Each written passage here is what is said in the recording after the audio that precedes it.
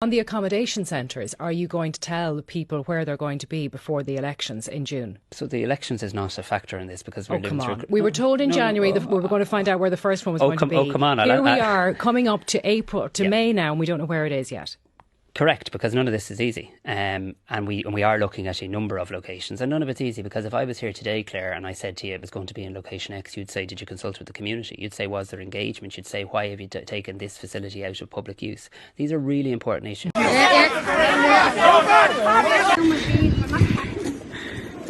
don't have to stand like that, lads. This is our village. We are trying to protect our families.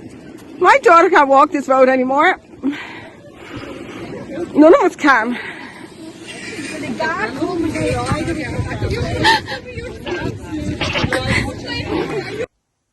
Really important issues, Simon Harris says. So important to Simon are these issues that Simon has yet to issue a single statement in regards to the Gandhi-esque peaceful protest that has been conducted by residents for approximately 35 days now at River Lodge, Trudder, Newtown, Mount Kennedy. For those that don't know, Newtown, Mount Kennedy is the town adjacent to Harris's hometown of Greystones, County Wicklow. On Monday, April 15th, Gardaí, along with the Public Order Unit, arrived at this peaceful protest and got physical with the residents and forced mass workers into the site to commence illegal works as the site ownership is disputed. Really important indeed, Simon. When I talk to my Ardesh and when I talk to the Dáil about listening, this is what I mean. It's so important that we maintain social cohesion in relation to this. Irish people are good and decent people who see the benefits of migration. They also like to see a bit of common sense when it comes to migration. They don't like the idea of the government rocking up to their town or village and taking the only hotel in the town or village out of circulation. Which is what your government has done in the past. Yes, in the very recent... Social cohesion. Social cohesion, Simon has the cheek to say. Up and down the length and breadth of this country, communities are being forced to unite against the illegal plantations of predominantly male migrants that are killing small communities, with their family businesses being ruined and women and children no longer feeling safe.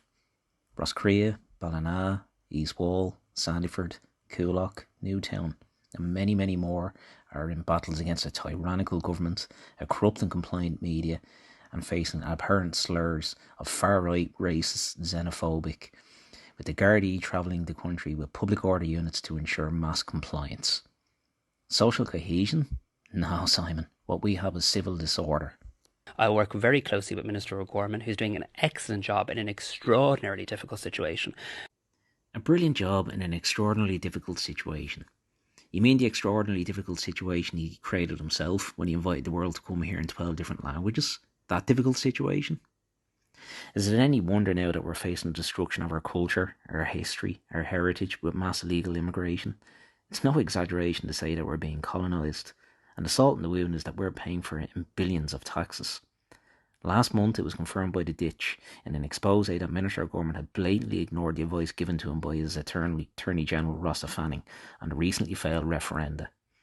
This expose was followed last week by Grip Media also obtaining leaked documents that stated that the recently failed referenda would have had, and I quote, massively restricted the state's control on immigration to the point that it would destroy it. If this is brilliant, Simon, I dare not think what a poor job is.